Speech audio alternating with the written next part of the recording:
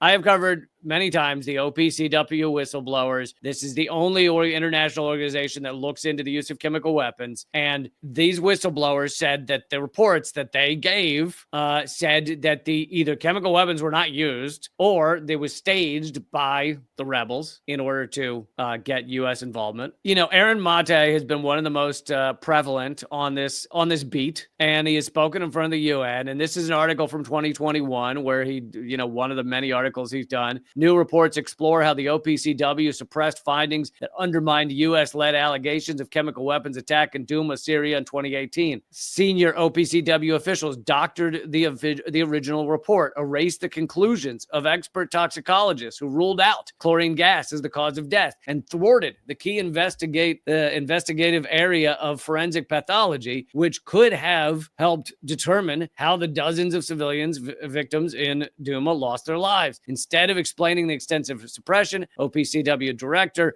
Arias has avoided questions, offered false excuses, and smeared the veteran scientists who challenged the cover-up from within. So ultimately, it wasn't just one or two whistleblowers. It was 4 whistleblowers. They all lost their jobs at the OPCW. They were all had their reputations maligned because it not only is it designed to allow the U.S. to be involved in Syria, invade Syria, steal the oil in Syria, but it also unfortunately has crushed the reputation of the OPCW. OPCW is increasingly meaningless now. And this was all so the U.S. empire could continue to have a strong petrodollar, really. And here's another gray zone article. So later in the, as the years went on in our conflict, quote unquote, in Syria, Turkey got involved, and there's, land of portion of Syria that they, argue over, war over, and the Kurds were fighting with Turkey. And also the gray zone revealed that the U.S. has backed 21 of the 28 crazy militias that led Turkey's brutal invasion of northern Syria. These are the type of reports that can't at all be on your mainstream media. We can't at all talk about who we're funding and arming over there. And of course, these are also the reasons that the U.S. and British government have gone after the gray zone, have gone after gray zone journalists, etc. Let's play a clip of Hillary Clinton, and she was one of the pivotal players in deciding this was going to be the game plan for Syria. She was State Department at the time when it started. This is back when she's talking about the Mujahideen and how well it worked funding and arming the Mujahideen. Oh, it's a real throwback then. Throwback, yes. Who ultimately become Al Qaeda. Uh-huh. We also have a history of kind of moving in and out of Pakistan. I mean, let's remember here, the people we are fighting today, we funded 20 years ago. Oh, really? And we did it because we were locked in this struggle with the Soviet Union. They invaded Afghanistan, and we did not want to see them control Central Asia. And we went to work. And it was President Reagan in partnership with the Congress, led by Democrats, who said, you know what, sounds like a pretty good idea.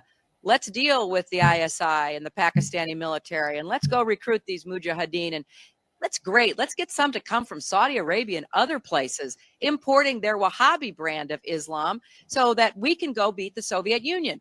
And guess what? They retreated.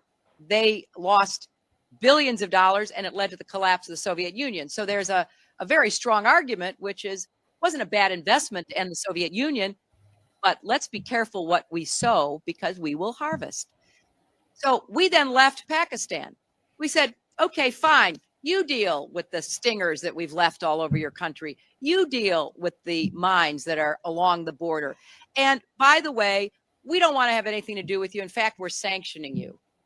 So we stopped dealing with the Pakistani military and with ISI, and we now are making up for a lot of lost time. Wow, who was that? My video went out. Was that Abby Martin giving that speech? I really enjoyed that.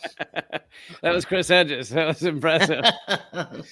Yeah, no, but she's also making the argument for, well, look, let's not just commit war crimes and leave. We should commit war crimes and stick around. Is policy part of the problem is we left, which is, as you can see in Syria right now, we're not leaving. It's like that's what she learned from the Mujahideen.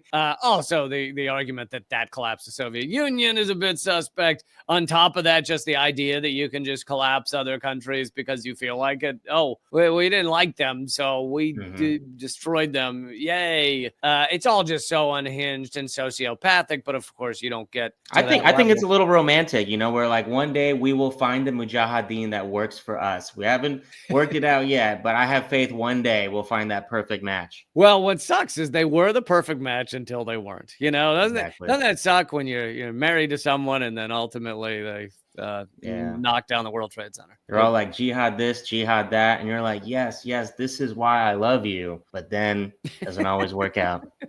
But yes, this is it's so much of the history that the mainstream media doesn't want you to remember, our government doesn't want you to remember. And of course, now we're funding and arming and continue to fund and arm to some degree Al-Qaeda offshoots and ISIS, etc.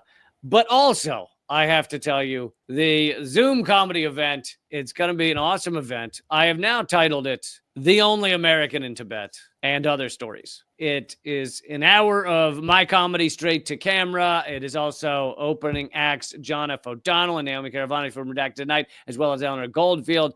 And the tickets are a whopping $5. Wednesday, December 11th and Saturday, December 14th. Grab your tickets. It could sell out, which it actually can do, even though it's via Zoom. That's at leecamp.simpletix.com.